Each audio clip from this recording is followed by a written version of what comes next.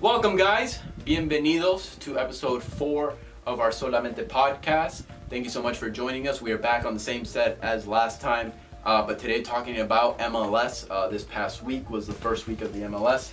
Some results, just basically going to be going it through just how we did with the Libertadores. A couple of surprises, a couple of our new teams still struggling, which we'll get into that soon. Rino, what did you think of this first match week overall? Anything that was exciting to you, or just basically predictable? I mean, it's always hard to predict MLS, right? It is. It's the most volatile. Volatile, yes. Volatile tournament I've ever seen. Yes, I think like a team it can be rock bottom the 1 year, and the year after they can be like champions. Mm-hmm. So I was not expecting some of these results. Yeah. I was not expecting I think good majority, to be honest. the thing is with this league, it's one or two players really does the difference for a lot of these teams. Yeah, it goes back to what we were talking in the first episode about MLS. Like, you need that spine, you need that attacking mid, and that striker. Mm-hmm. I haven't seen any other league in the world where it's heavily relied on a lot of their DPs. I would say China. China will be a league in that sort of era. But none of the top 5 leagues. Obviously, it's more of a competitive team basis where your entire team needs to be good. Obviously, yeah. MLS, we've seen it before where Toronto, when they had Giovinco, they had a great and team. they have a good they're able to replace Giovinco really well. Yeah, I think that they haven't done bad for after Giovinco and winning the MLS title. But that just kind of shows you where the MLS is currently right now, where players do make the teams now right now. But let's get into some of the results. Let's kind of quick fire right here. England Revolution tying 1-1 with Chicago Fire. Expected. Chicago Fire is really, especially with the rebranding, they're really trying to make sure that they kind of advance forward. I hated that logo so much. You and a lot of people from Chicago hate it. It doesn't make any sense. Like, it was traditional. It was beautiful in its own right. Like the fire, like it makes sense. The fire, like the fire patrol, whatever. Yeah. And what this new one represents? Just a fire up, a fire down, different colors. It's sleek. It's modern. I get it, but no, it's not modern. It's just weird. For me, I understand why you would want to rebrand, because you were one of the first teams in the MLS. You think that it's a little bit past the time. Sorry, it looks ugly. It does look ugly. It looks very ugly. 1-1 with the New England Revolution. Chicago Fire, their DP still haven't hit full strength there, so we'll see how they kind of go in the future. Real Salt Lake tying as well, 1-1 with New York Red Bulls. Not a lot of surprises there as well. I mean, Red Bull has a better team. Yeah, but also with the loss of Bradley Wright Phillips, you are losing a little LAFC, bit. That's a great move for LAFC. Oh, 100%. Because just like how we talked in the Libertadores, depth really will make your team in that case. And having Wright Phillips to just come off the bench, who knows MLS.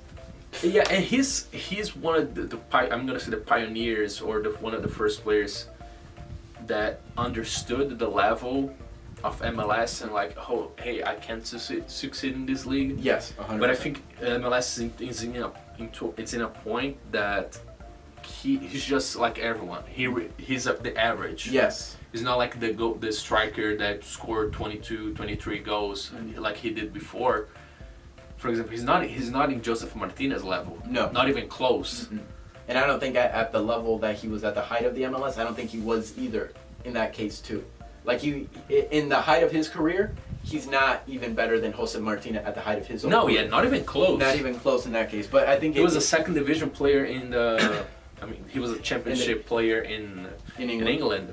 So. But you are right in the sense of he realized his situation and said, I can thrive in this league. I'm gonna take my talents there, become to the Red Bulls, probably a legend to them. Even Don Dwyer. Don Dwyer is a good example. As well, yes. A little bit less success, but moving on. I'm just glad that Don Dwyer is becoming our inside joke. Yeah, our little meme. As we move on, another surprise, DC United, not a great team from what they have started with, but beating our Inter Miami 2-1. Our Inter Miami? Well, I say our just because it's the first team coming out of that's not in Florida. Yeah. So that's why I say ours, but I mean, no connection to them. 2-1 losing to DC. Obviously, the first goal ever made for Inter Miami. Let's talk about this. Why? Because I said Pizarro sucks? Yeah. The first goal of Inter Miami history is scored by Rodolfo Pizarro off of a great play, squared right down the middle. Lewis Morgan. It was Morgan. Lewis Morgan was the one that set up. He's going to be the player for Inter Miami. Where do you see it? Because they had him playing over on the right-hand side this time, and we were talking about that in the first first episode. Not traditionally, he usually plays on the left. How do you like him servicing up for Pizarro? Like I told you, the talent is there. It's just a matter of like how they run their offense in Inter Miami, because you have Lewis Morgan, you have Pizarro, you're gonna have Carranza and Pellegrini. Yes. Which was in the bench. I don't understand why. Well, let me tell you this. They subbed Pellegrini and then put in on the number 9 role they had Robbie Robinson, the rookie. So he was running the 9. So they subbed Robinson to put Pellegrini? No, well, Robinson overtook Pellegrini's spot, but Pizarro moved over to the left. He was playing as a left winger, and Robbie Robinson was playing as dead center in the striker position. But great debut for Robbie Robinson. He was causing a lot of trouble for DC United. Unfortunately, did come out with an injury. Hopefully, he is good and able to get back on the field. What a bad way to start, right? It's a bad way, but I'm really high on this kid because I think he can really be the difference for this team, especially with Pizarro still being there. If Pizarro can stay on the left and let Robbie play as a dead center striker, I think this could be a great formation for them. I do wonder where Pellegrini does come into this position, or if they do replace him and play him on the left mid situation and not up as a forward, because they play with a 3-4-3 currently right now. So it is interesting to see where they would possibly go. As far as for DC United, brilliant scoring a goal, as well as Yamil Assad. Ola Kamara came off with an injury for them as well. Good old Ola Kamara. Yes. How long has this guy has been in the league? Oh, it's been a minute. He's the OG of MLS. Roman Torres got exposed again, that we predicted it last episode. Roman Torres sent off with a red card for an unbelievable handball where the ball is heading away from him, and he extends out his arm. Oh man, don't get me started with that. We have talked about it off camera, but we have most overrated center back I've ever seen, just because of one game against United States. I think, and everybody goes wild. And I feel it's because of that. I don't know if you've seen that picture of him celebrating after the game when they knew they Panama qualified to the World Cup. Mm-hmm. That he's just became a symbol. Like, oh, this guy has passion. I have some Brazil, I think, in raça. The garra. And I feel that they took that one moment and just ran. Yeah, like Seattle was like, we want this guy in our team. Yeah. I mean, it worked. They won the title last year. Yeah. But is he a solidified player that you want to pay as one of your top players? No. Definitely not. I think you, obviously he's not going to take a lower paying job, but I'm saying... I don't think so. I think Roman views himself as a top center back in the league. I think he views himself as that. And I think a lot of teams look at him in that sort of sense. But in reality, he should not be treated that way. I think he is a moderate player who is solid to have in the back line, but not to be your main Would you say back. Jensen for Orlando City is the same level as him? That's interesting because I think Janssen is a little bit ahead, actually. Because I see Janssen playing out the back a little bit more. So he has a little bit of more modern center back style where he isn't afraid of passing it over to center attacking mid or anything. And I don't see that from Roman Torres. So bad day overall for Inter Miami. They still won. They lost 2-1. I was about to say they still won. Diego Alonso after the match was saying that he was still proud of the team. He said that it's a long season, and I couldn't agree with him more. I mean, you follow the agenda, right? Yeah. Not gonna say play like trash. I mean, if he was in South America, I wouldn't doubt he would say that. Like, we play like trash. Yeah. Since he's MLS, like. Oh no, keep the high hopes up and everything. Like professional. But I do believe that Inter Miami still have a ways to go. I mean, definitely. All these players are new to each other, regardless. As we move forward, Atlanta United winning 2-1 against FC Cincinnati. Cincinnati not being able to produce much, but I think that this was a great game to really prove who Atlanta United is. Rey de America, I'm telling you. I'm sorry. Pity Martinez. So much. No, we were just both. Pity Martinez. Rey de America. Rey de America, I think there were some balls that he was providing straight through for Jan and Barco. Amazing. Emerson. Great player. Emerson. 23 years old.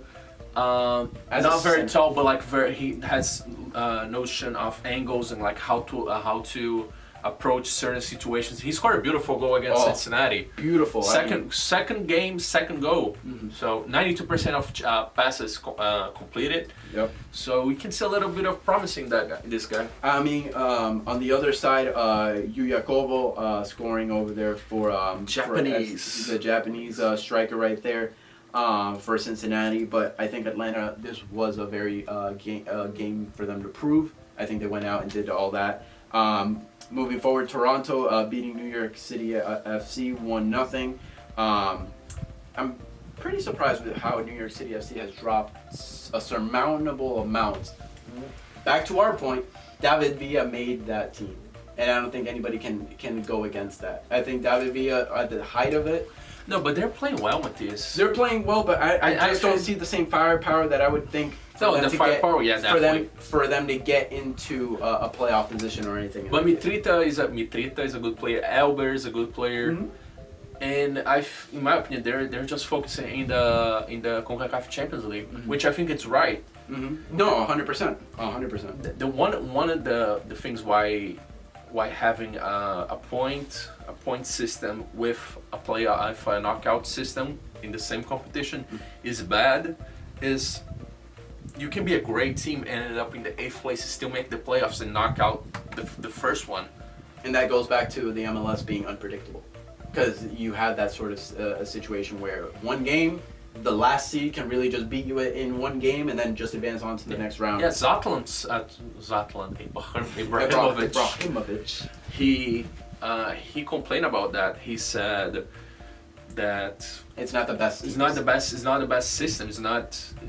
It doesn't give you enough competition. And I mean, just one bad day and that can knock you out, and that's not, his argument was the true champion isn't going to be crowned in that sort of sense. But I mean, it is worthy of questioning the MLS in that case. Moving on, Minnesota 5-2 beating San Jose Earthquakes. Minnesota, man, really showing what they can do. I mean, I don't think a lot of people, when they came into the league, that a lot of people thought that they were going to end where they did. Yeah, fourth place last season. I was surprised. And now continuing. I mean, this is amazing. We had, I think we were looking at the scores, and then we saw how Minnesota playing 5-2 and then beating San Jose. There was a moment in the game that we were watching. Oh yeah. There was a penalty called for Minnesota, or there was an instance where there could have been a foul. Referee decides to play on with it. Ball is kicked over the top. A San Jose player decides to, a Minnesota player decides to touch the ball, blatantly touch the ball to stop the play. Yeah. Referee takes that as a okay. Referee's like, okay, I'll stop. Luis Suarez style. Exactly. And stops the play, goes, checks VAR, gives the penalty. But what does this do? No red card to the player who gives a blatant and he did for Roman Torres, which... Oh my goodness, I was... See how the referee in the league is still very consistent. Incredible. Moving on here, we have Sporting Kansas City 4-0. Oh, that's really... We got an underdog for the MLS Cup. I'm not going to say that I said it because it's a long season. I said newcomer of the year, so... I'm not going to get too over the top, but I told you that I believe in this Alan Pulido. The goal that he scored, what he does on the field, he attracts so much attention in the back line, where we saw it in the highlights as well. He is able to drift and bring defenders onto him and opening up the spaces for a lot of no shot of angle. Like, that's very important. People undervalue like how a player think and how to position himself is important. It's not only about how much you can dribble, exactly. How hard can you shoot the ball, or like in terms of skill, like the mind game, the part of like how to position yourself. It's as important, if not more important, in certain situations. And what he did, like coming diagonal, like for the people who didn't see the highlight, coming in diagonal, and opening a space and just cutting in for a pass. Is amazing. That only shows that for me it shows that he's not a selfish player, because he saw that his run will bring in more defenders. Opened up for the pass over on the right side instead of the left for Pulido. The pass is then played over, rebounds, Pulido right first shot, curls it beautifully onto the goalkeeper's left post. Beautiful goal. I think that this is just a start for Alan Pulido. And like I said, I think Sporting Kansas City, he isn't in the limelight, settles down, scores goals, 100%. And you know the interesting part, I feel that our Sporting Kansas City signed Pulido at the right timing, because that was his breakout. Last season was his breakout season at 25 years old, which is pretty old age for a breakout season. And in my opinion, I thought he would come for newcomer of the year, but not the MVP. Yes. And with the way he's playing, he might be running for MVP. He might be running for MVP. I mean, I called it a little bit. Okay. We'll see. If there's a long season to go. Moving on, Colorado Rapids 2, Orlando City 1. Can we blame this on the altitude? No, that's not Libertadores. Obviously, the Mile High City, Colorado. It's not an excuse. I'm so sorry. It's not. Especially because last season they almost defeated them. I watched Colorado. the game. I watched the game via the TV package coming from Colorado, Altitude TV, I believe it was called. And they really ironic, and they really made it a point to say that this was in their game plan of Colorado Rapids tiring out Orlando City players, and they did. It worked 100%. It worked. Orlando City just seemed gassed by the second half.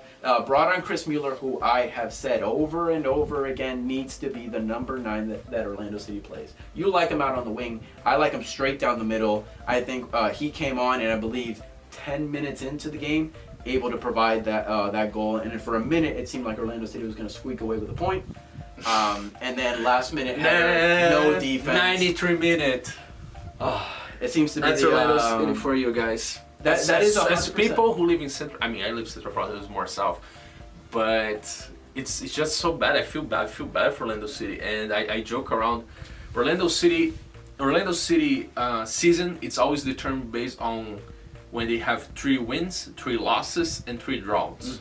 That always happen. They always get to the point that they have 3 wins, 3 losses, and 3 draws.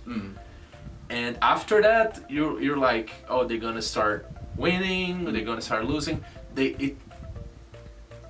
The last couple of seasons, it's always been either draw. Yes. Or draw, lose. Yes. But I think they have enough of a roster to have a draw, lose, win situation. Yes. I think the problem with Orlando City. Would you say it's the culture? Do you think it's the culture is the problem? Do you think it's the coaching? I mean, not right. We cannot blame on what's his name, Oscar. I'm blanking out on the name right now. The Colombian. Colombian coach. I'm sorry, guys. We apologize. But yeah, no, I think it's not the system. I do like the system. He actually moved Joao Moutinho over to a left mid instead of a left back situation. I was surprised by that move. He did play a very strange lineup when it came out. I texted you. I was like, what is like, what is doing? Yeah, decided to play quite a bit of different players. I don't know if he was resting some of the starters that he played, because Benji wasn't in right off the start, I believe. And Chris Mueller was obviously on the bench as well. Who'd you say is better, Benji or Santiago? Or Instagram or star? You guys know. You know what I'm talking about, right? That guy started to D and ends with Dwyer. The thing is, I like Patiño just for the size that he has, that he brings onto it. I think he has a situation where he does have the body for it, but he still has the agility, and then he can move away, I think, as a number 9 role. Love him. Benji, out on the wing. I think if you have him out on the wing, that is 100% the spot where he does need to be, and he can get into a situation where he can score goals. As far as everything else, I see Patiño being a long-term solution for Orlando City, which a lot of people don't. I'm sorry to cut you again. No, you're good. You're good. You're perfectly fine. He was an under 23 Colombian player. Yeah, he was called up. Squad. Yeah, and after that means a lot. After his second game, he was called up into that U23 squad. Yes. So he praise report on that part. But we got to move on from Orlando City and their struggles as we have the defending reigning champions, Seattle Sounders, tied 1-1 with Columbus Crew. Not much to say about this game. It was a little bit of a dozer. Nothing special Nothing too happened. crazy. Now to our biggest disappointment that we called. Not you. I called that. Okay, you called it. I agreed with you. I called that, and I'm gonna be calling that the whole season because I know I'm right. LA Galaxy 0, Vancouver Whitecaps 1. Our boy Javier Chicharito Hernandez did not perform very well I'm at not all. surprised. 0 shots. Am I right? 0 shots. 0 shots. And 0 on target for Javier Hernandez. I mean, sorry, Chicharito. I think he had 6 shots, 0 on target. I think. I know. Christian Pavón still showing off how much of an important player he is. I know. So much but better. he does need a player to be more in the box and be more serviceable. Javier Hernandez has to help him out there for him. Can I just say something? Yeah. I'm gonna say in Portuguese. Yes. Ô Chicharito, me ajuda a te ajudar, vai? Or in Spanish, me ayuda a te ayudar. Yes. Come on. Let me, for our English people, help me help you. Come on, man. 10 million, $10 million people spend on you, and you can't make a shot On target. on target. On target. No, not even on target. He didn't even shot. Like it's like he didn't even touch Yeah. the ball. Yeah, I mean it was a very difficult game for him. Especially it didn't help also. And they that have a really good team. They Like do. out of all the MLS teams, I think that they are maybe not the best, but the best names. yeah, Lenglet, Jonathan dos Santos, Chicharito, Pavón, Emiliano Insua. Insua, their coach Schelotto, former Boca Juniors coach in their Libertadores run. Like There's something missing there. There's nothing clicking. if you say names, they have better players than the LAFC. Well, I mean, looking up and down, if you look at the team of Vancouver Whitecaps, you have Tosan Ricketts, Lucas Cavallini. Not much to really stare at. Fun Isn't fact. Cavallini Uruguayan? Yes, I was just about to say he is a Canadian Uruguayan. who was raised in Uruguay, played in Peñarol, was trash, and and then moved over to the MLS to go back to Canada. But I mean, he provided. I mean, he was called up for the national team. Nothing too crazy. Obviously, it's not very hard to make the Canadian soccer team. Hey, they're coming for good players. It is Alphonse changing. Davies, The Jonathan culture is changing. David. They're start. Okay. It's kind of bad for the U.S. Men's national team to have Canada getting better than them. Yes. When they At a make much- less effort to improve soccer than we do, or they do, or Yeah. I mean we're America, so we do. That's interesting. They might have a bigger star in Alphonse Davies than we have with Pulisic. I feel that That's debatable. Davies. Yeah. I don't know. Like if people like reading, if you guys like reading, there's a book called Futbol Racks. Actually, where's do you have the book with you? Yes. Give me 1 second. Let me take a look. It's a great book if you like soccer and statistics. Football hackers. Hackers, I'm so sorry guys. This book, if you want to understand about soccer and how is modern soccer right now, read that book. And in this book they say that Alphonse Davies has the capacity to be one of the next world star. And he's performed really well in Bayern, which is understandable. The world got to see his potential in that Chelsea game. In that Chelsea game, Yes. he showed out, and that's just a little snippet of I think what he can really do. There's a reason why Bayern, without hesitation, Exactly, paid for right? him. Like this, like no 17 years problem. old. Like, first, read that book. Really good if you want to understand what's happening in soccer right now. Second, we might have a Canadian being okay. That might be a rich best player in North America. before an American American. Yeah, I mean, it sounds weird. Yeah, no, I mean, the problem with Pulisic is, as we saw, we heard that he is upset about his playing time in Chelsea. There's not that consistency with him. I think Alphonso Davies is getting a better approach the way that Bayern treat him, just because they are in a situation where they can sort of switch out and they have enough depth where they say, okay, Davies can perform for us 100% and put him into a Bundesliga game like no problem. Do you think Giovanni Reina can be better than Pulisic? That'll take time. I think that'll take time. I think that just because of what Christian Pulisic has done in the perception of people, it'll take time for Reina to really take him over. I think the perception is big on that case. But let's move forward and take a look into next week's fixtures. Let's go very quickly. The first game of Inter Miami at home, not in Miami, in Fort Lauderdale. Against Ironic, right? Ironic. Against LA Galaxy. What do we think here? Oh, and at the time of recording, LAFC is currently playing right now against Philadelphia. What do we think? Inter Miami versus LA Galaxy. Lewis Morgan's gonna score. Okay. Chicharito's gonna score. Really? Surprise! Wow. So 1-1? 1-1. Wow. Okay, let's go. Let's move it forward. Right. NYCFC versus FC Dallas. 2-0. 2-0. Toronto FC versus Nashville. 3-0. Cincinnati versus DC United in Cincinnati. 1-1. Vancouver versus Colorado. Vancouver 2-1. Okay. Orlando City versus Chicago.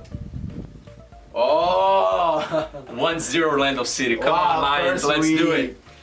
Columbus Crew versus Real Salt Lake. 2-0 to Zelarayan. No, one Zelarayan. One Zelarayan, o outro já Zardes. Zardes. Atlanta United hosts Sporting Kansas City. Oh, good game. 4-2 Atlanta. 4-2. I'm Two Pulido goals. I'm gonna say 4-2. Pulido to score 2. Philadelphia versus San Jose. 0-1 San Jose. I think Fabian scores a goal and Philadelphia escapes 1-0. Houston Dynamo versus Seattle Sounders. 2-0 to Seattle Sounders. Seattle Sounders. New England versus Portland. 0-0. And then Minnesota versus New York Red Bulls. Minnesota 2-1. 2-1. 2-1 Minnesota. Yeah. Minnesota 3-0. I think in my part. I think we're gearing up for a great MLS season just because I think it's more wide open than ever. Yes. I don't think that there's a clear, concise champion right now. I don't even think Atlanta United is a clear, concise champion right now. There's a lot to see, a lot of matches to see. Wait, is not LAFC not playing next week?